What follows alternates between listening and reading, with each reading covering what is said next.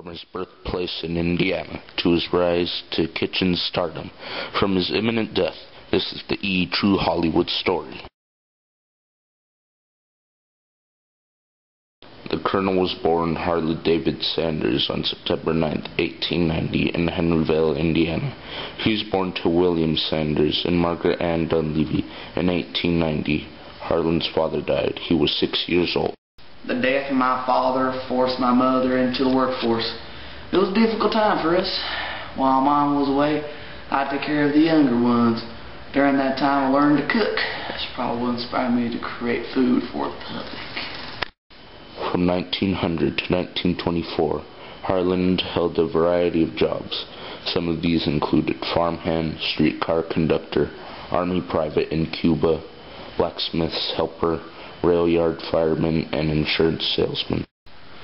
It was around that time, from about 1900 to 1930s, that I began my ascent to almost stardom. In the midst of the Great Depression, Harlan Sanders opened his first restaurant in a small room in front of a gas station. The name is Sanders Court and Cafe. I remember I used to hang out at the Colonel's Court and Cafe when I was sick. Hey, wait a minute. That's not an actual guy. Get him! Ah! Get that son of a gun! It was around 1936 when Kentucky governor at the time, Ruby LaFoon, made Sanders an honorary Kentucky colonel in his contribution to the state's cuisine. I was quite honored to be known as a colonel. I wasn't really a colonel, but don't tell the public that. In 1940, the quote you hear in commercials is finally made. The original recipe is created. Can't tell you how I made that original recipe. Just can't.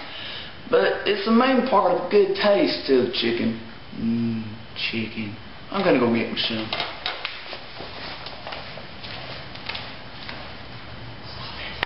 When we come back, Sanders is married and the KFC franchise is born. When your stomach feels like this, you want this. And when your stomach feels like this, now you can choose this. New Maximum Strength Pepto-Bismol. Now there's twice the medicine, twice the Pepto. Welcome back. Sanders married Claudia Price in 1949. Oh man, that chicken was good.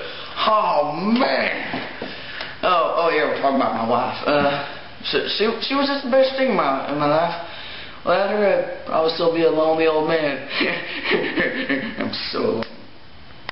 In 1952, the franchise begins. Pete Hartman of Salt Lake City is given the first KFC. A handshake between them started one of the greatest fast food giants ever to walk across your screen. Hey, wake up. Oh yeah, I'm supposed to be talking about KFC. Yeah. I mean, that was an honor. I mean, it's KFC, that's freaking huge. By 1960, there are 190 KFC franchises and 400 units throughout the United States and Canada. And in 1964, the first outlet overseas in England. The same year, he sold the interest to future KFC Governor John Y. Brown Jr. for $2 million. As much as I would just love to just own the company, I was just a spokesperson. It was just spokesperson for a company.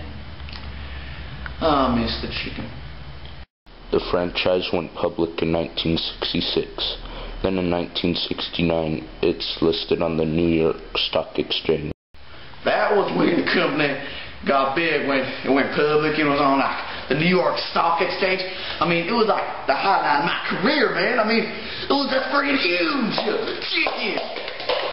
On December 16, 1980, tragedy struck. After being diagnosed with leukemia, Colonel Harlan Sanders died. Wait, I died? I didn't die. Yes, you did. Look, it's an imposter. Get that son of a gun.